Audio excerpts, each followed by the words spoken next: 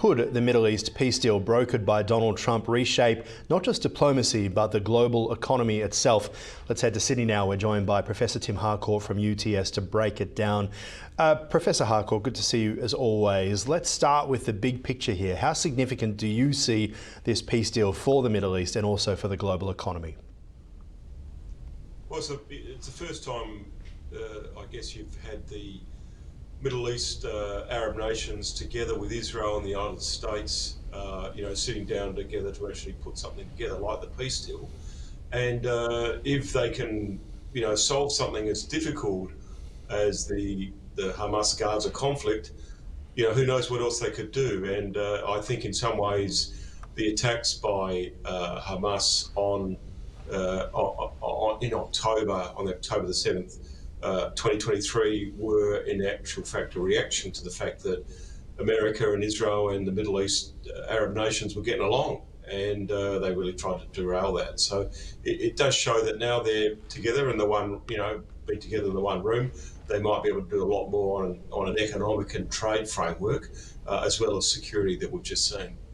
So beyond diplomacy, what kind of other opportunities do you see emerging from what I can see now? What we can all see is perhaps a renewed stability in the region. Iran's on the back foot at the moment. Hamas is on the back foot and had to capitulate. So much pressure to sign a deal that they didn't want to do. But also Israel, the Israeli Prime Minister Benjamin Netanyahu being brought to the table by Donald Trump here too. How can this be turned into economic news? Because the last time Jared Kushner was in the Middle East on behalf of President Trump, it was 5-6 years ago now, where he was meeting with the UAE and meeting with Saudi Arabia, trying to achieve financially what they're still trying to achieve. Yeah, this is, Kushner's big play, and probably deserves a lot of credit for what's occurred with the hostages and the situation in Gaza. I think what it probably shows is that now the Arab nations know that you do need to partner with Israel for security reasons. It's obviously now a military and security superpower, but you also have good economic reasons to do so because of the innovation and venture capital and the know-how that's in Israel, and by definition with the United States backing. So that's probably where a lot of the benefits occur. If now you've got the UAE and the Saudis talking to not only the United States but also Israel, that pretty much isolates Iran and Hamas and the Houthis and Hezbollah that are trying to cause all the disruption when everyone else is pretty much on board and Iran's increasingly isolated. I think we all remember this image that came out from the White House. I believe it was from the White House. Sometimes it's hard to know whether or not they released it or not because they're releasing so many AI images. But you remember this vision of Trump's Gaza, the Trump Gaza Hotel rather than the Trump Plaza, and the whole thing about Donald Trump there helping with the Americans to rebuild Gaza. Do you see the deal unlocking investment in reconstruction, infrastructure across the Middle East, particularly in this area which has been decimated over the past 2 years? And what role do you think the US will have? Yeah, look, I remember we discussed those images ourselves, Aaron, on your program. Look, I think they're obviously far-fetched in AI, but I think they're trying to show that there is potential in this region. It doesn't have to be constant war and conflict.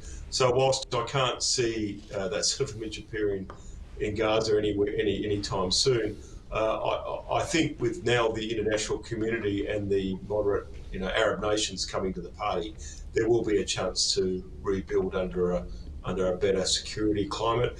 And without Hamas in the region, well, you really could build something very special, given the human resources and the technology that Israel can provide. So no Trump Gaza Plaza. What about a Harcourt Hotel?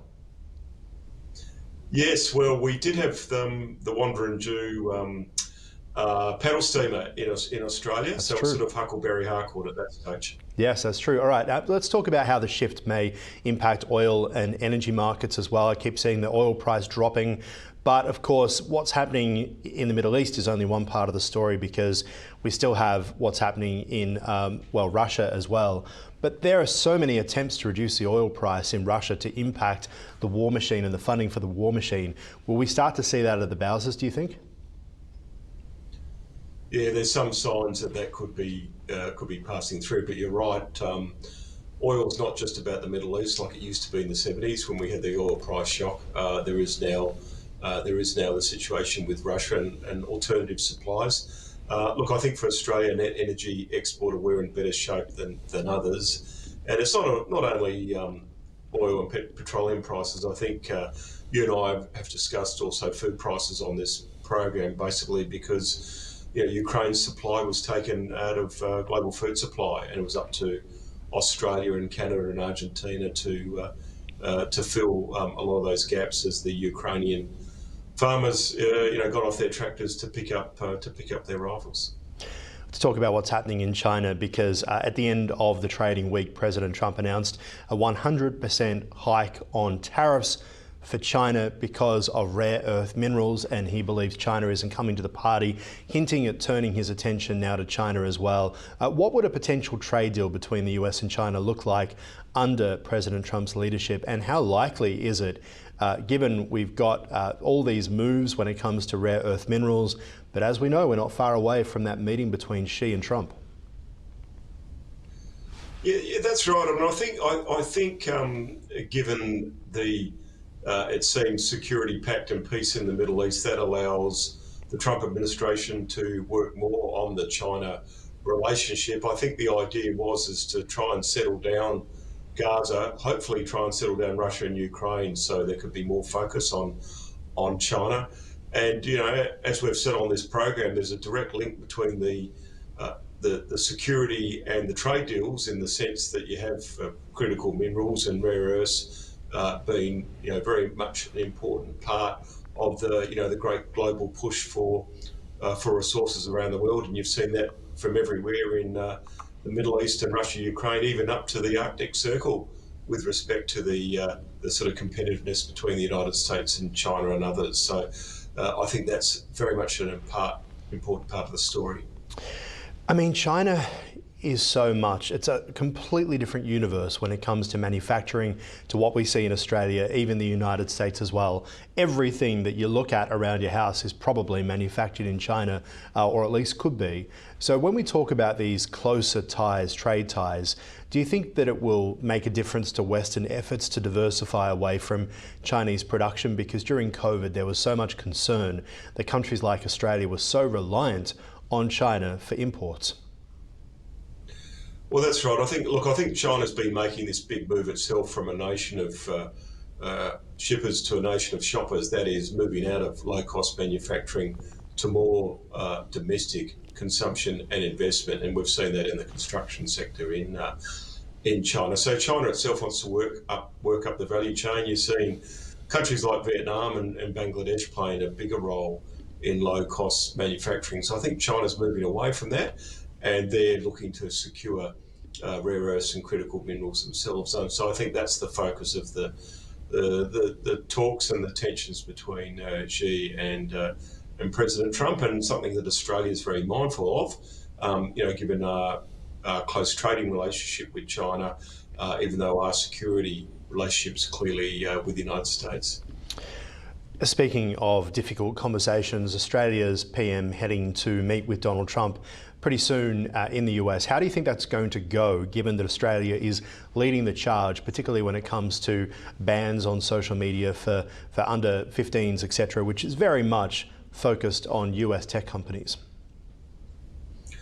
Yeah, I mean, I think the economic complementarities are there, and I think the focus of Australia in the Pacific would be very welcome in Washington.